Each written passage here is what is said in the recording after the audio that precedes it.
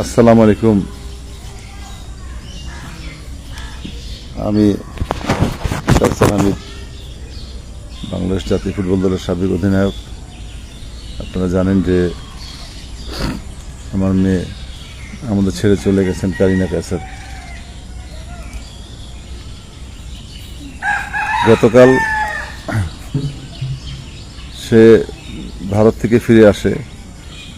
কারিনাকে receive করার জন্য আমরা এয়ারপোর্টে যাই। সেখান থেকে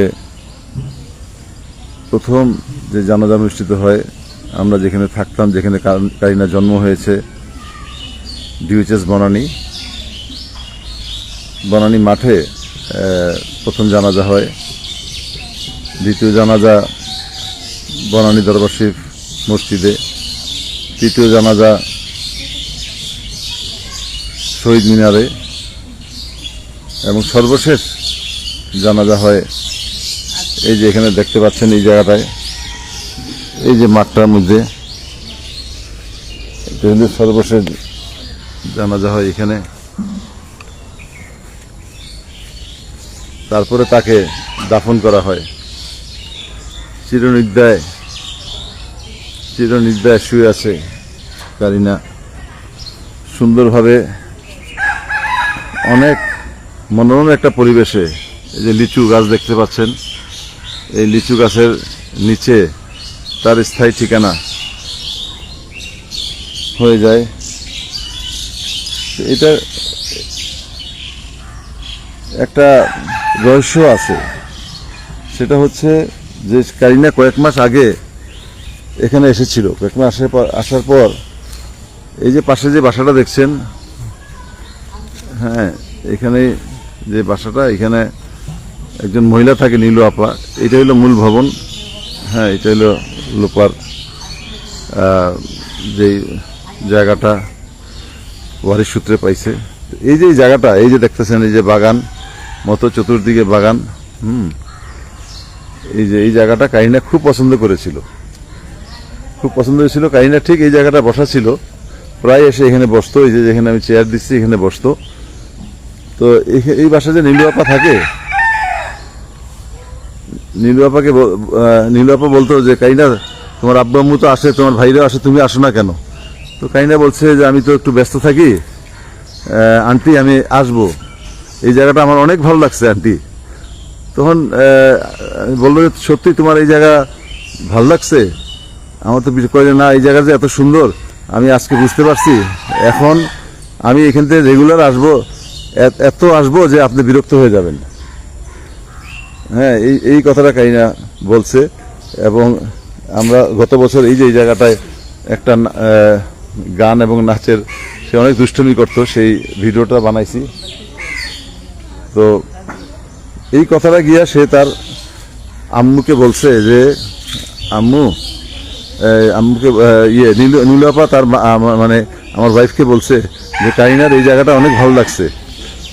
তো বললো যে ভালো লাগছে, যখন তাকে এই জায়গাটা আমি রেজিস্ট্রি করে দিব, একদম স্থায়ী রেজিস্ট্রি করে দিব, বাড়ির শুধু তাকে রেজিস্ট্রি করে দিব, কিন্তু সে যদি রেগুলার আসে রেজিস্ট্রি করে দিব। এই কথাটা বলা পরে সেই কারিনা, সেই আন্টি গিয়া তাকে বলে যে তোমার আম্মাকে বলছিলাম, তোমার আম্মা বলছে এই যে জায়গাটা আছে, এই জায়গাটা স্থায়ীভাবে তোমাকে দিয়ে দিবে, রেজিস্ট্রি করে দিয়ে দিবে।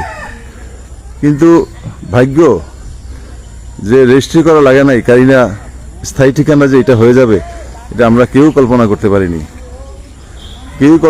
পারিনি। যে তার আম্মা এই জায়গাটা দিতে চাইছিল তাকে রেজিস্ট্রি করে স্থায়ী। যে কারিনার নানু, আপনি কিছু স্মৃতিচারণ করেন। আপনার কারিনা আপনাকে তো অনেক বিরক্ত করতো, কিন্তু এখন তো আর কেউ করবে না। এটাই বলছি, কারিনা আপনাকে আর দুষ্টামি করবে না।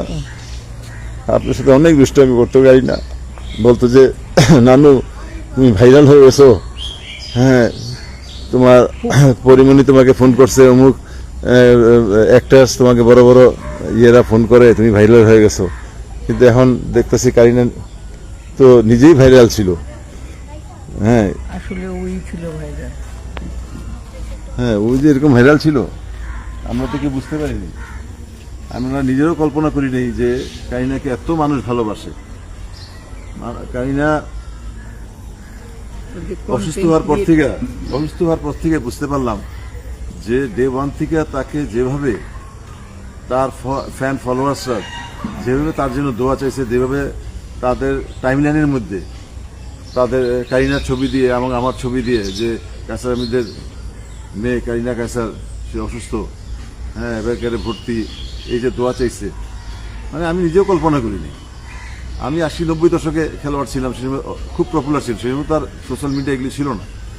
তো আমার মনে হয় যে তার মাধ্যমে সে যাওয়ার আগে আমাকে আবার ভাইরাল করে দিচ্ছে।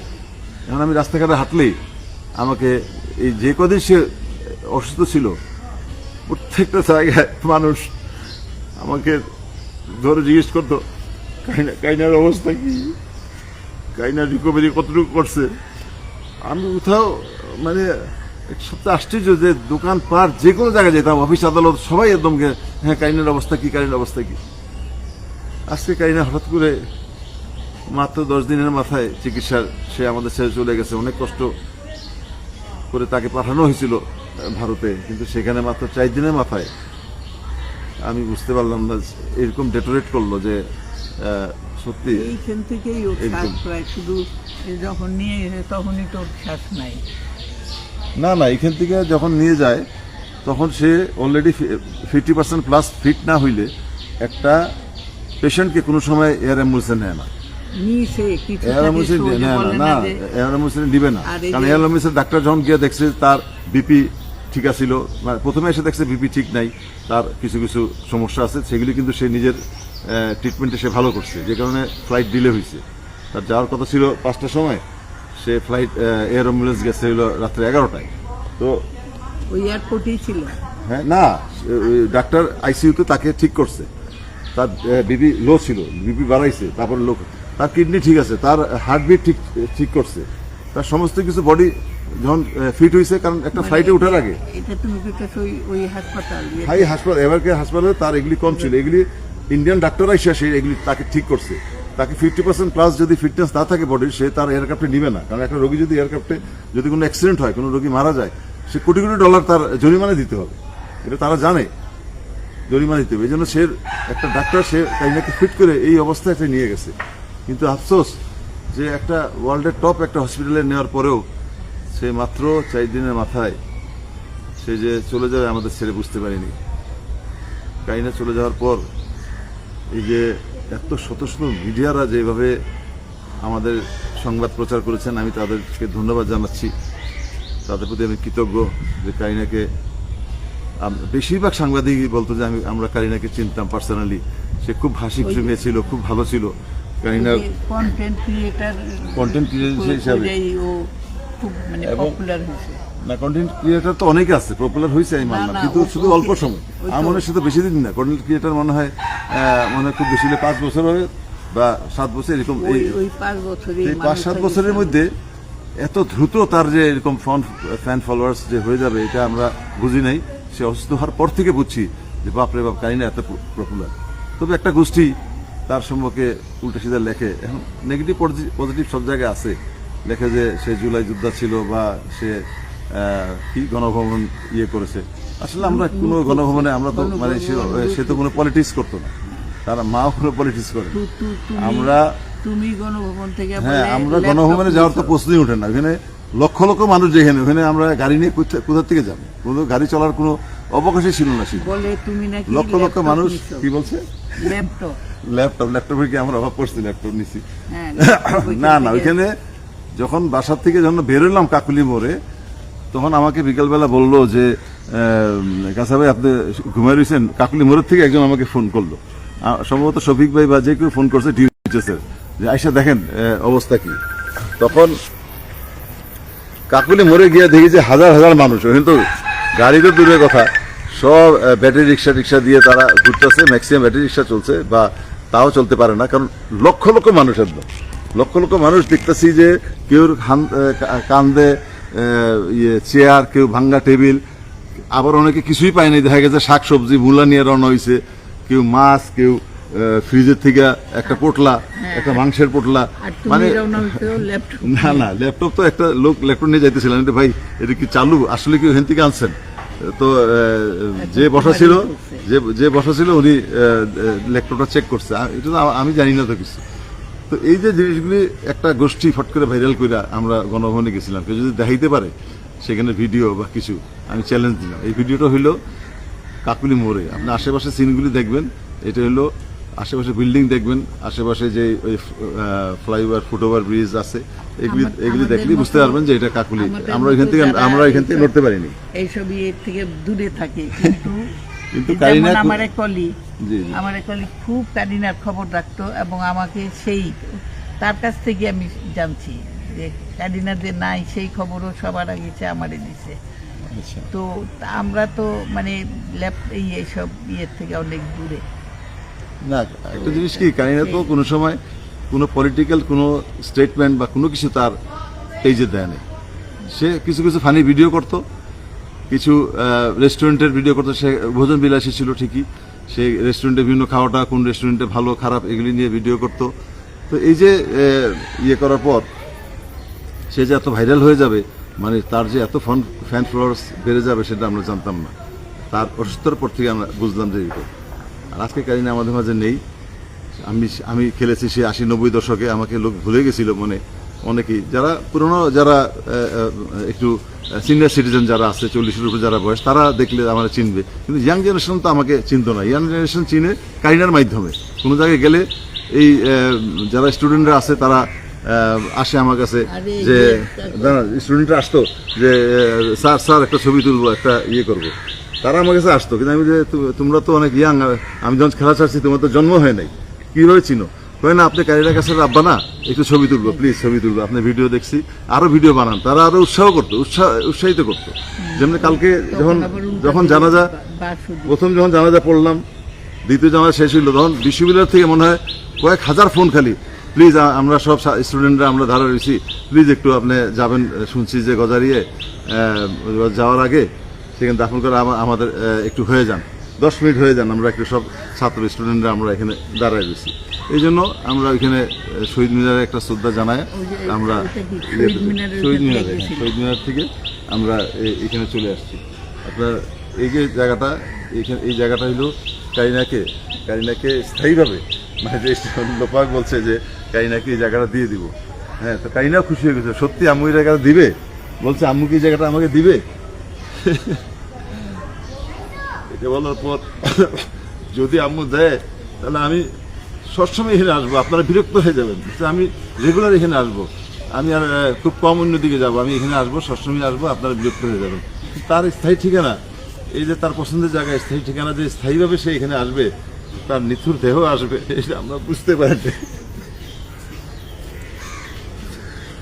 কত স্মৃতি এগুলি, কারিনা হঠাৎ করে এইভাবে চলে যাবে আমরা কল্পনাও করি নাই। আপনারা তার জন্য দোয়া করবেন। সে অনেক সরল সোজা কোনো মেয়ে ছিল, সে অনেক ভালো মনের একটা মেয়ে ছিল। সে এই যে দেখতেছেন ছোট ছোট ছেলেমেয়েরা, এই ধরনের ছেলেমেয়েদের পাইলে সে কিন্তু সবসময় খাওয়া দিত। কারিনা সবসময় চকলেট দিত, খাওয়া দিত। এমনও গরিব মানুষের দেখা গেছে যে সে রেস্টুরেন্টে নিয়ে ঢুকে যেত, যে এই কী খাবে। তার গাড়ির মধ্যে সবসময় দেখা গেছে যে কম্বল থাকতো, শাড়ি লুঙ্গি থাকতো, হঠাৎ কোনো মহিলাকে দেখতো মানে ছেঁড়া বেড়া কাপড়ে, তাকে সে কাপড় দিত। এরকম অনেক সোশ্যাল মানে ওয়ার্ক সে করছে। এবং আমিও বলছি যে তুমি যদি কাউকে সাহায্য করো, জানার দিয়ে করো, আমার যেন না দেখে, তুমি তোমার মন থেকে করবা। কিন্তু এগুলি সে সবসময় সাহায্য করছে, কিন্তু কোনো সময় সোশ্যাল মিডিয়ায় সে দেয় নাই যে আমি এই করছি। সে সবসময় বিভিন্ন রেস্টুরেন্টে খাবারের ইয়ে করতো, কিছু ফানি ভিডিও করতো, আপনারা দেখেছেন। আপনারা তার জন্য দোয়া করবেন। সে দলমত নির্বিশেষে আপনারা তার জন্য দোয়া করবেন। একটা গোষ্ঠী অবশ্যই তার এগেনস্টে নানান কথা লেখে, তাদের উপরে আমার কোনো রাগ নাই, কোনো আক্ষেপ নাই। শুধু এটুকু বলবো, সে যদি কোনো ভুল করে থাকে আল্লাহর রাস্তে তাকে ক্ষমা করে দিবেন। ক্ষমা হলো আল্লাহ তাহলে আপনাকে ক্ষমা করবে, আপনি তাকে ক্ষমা করে দিবেন এবং আল্লাহ তাকে বেহেশত নসিব করুক। আজকে সে আমাদের মাঝে নাই। সবাইকে মৃত্যুর স্বাদ গ্রহণ করতে হবে, হয়তো 2 দিন আগে পরে। আপনি যখন অসুস্থ হবেন, আপনিও একদিন অসুস্থ হবেন, আপনার একদিন মৃত্যুবরণ করতেই হবে। যারা লিখছেন, তখন যদি কেউ বিরূপ মন্তব্য করে তখন আপনারও খারাপ লাগবে, আপনার পরিবারের সদস্যরও খারাপ লাগবে আপনার সম্পর্কে যদি খারাপ কিছু লেখে। আপনার মৃত্যু কামনা করে, মৃত্যু হইলে যদি আলহামদুলিল্লাহ বলে, আপনারও খারাপ লাগবে। তো আপনার যদি অনুরোধ রইল, সেই ভুল বেয়াদবি করে থাকলে আমি ক্ষমা প্রার্থী, আপনি তাকে ক্ষমা করে দেবেন। আর সবাই থেকে লুট করছে ব্যাগ। সবাই তাকে এখন তার জন্য দোয়া চাওয়ার জন্য আমি কামনা করছি। আপনারা তার জন্য দোয়া করবেন, আল্লাহ যেন তাকে বেহেশত নসিব করে। সবাই ভালো থাকবেন। আসসালামু আলাইকুম।